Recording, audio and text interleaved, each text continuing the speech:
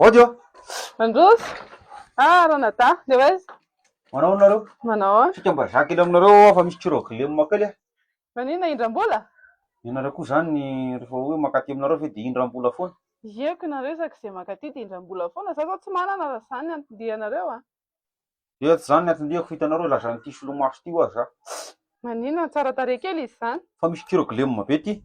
Ahoana? Hitanao zany ity solomaso ity zany solomaso mazity. Zahavina aminy zany tonga dia miparidana be daholo na làna vavy. Ataon'ilay mpivarotra dia testena atao izy mety tsara zay zavitra amin'ilay izy miparidana be daholo. Fa ny kiroglemo tonga tao an-trano a. Nanaovako ilay izy niditry ny trano dia misy siza sy lehilahy anankiray tonga dia miparidana be hoe tsika mofo andriny. Normaly izany ko anaovanareo ilay izy dia lasanao automatika miparidana hozy nareo zany ilay olona. Simba ty satria ilay izy vao nasoroko ilay izy mbola miparidana siza sy lehilahy mofo andrinako. Simba zany ty.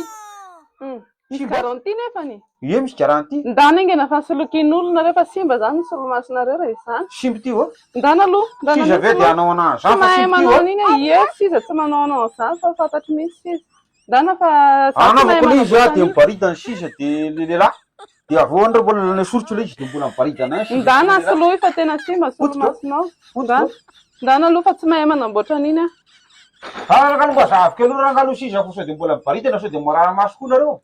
Ay, ndana ingena fa mandaindaitra nareo. Ndeha.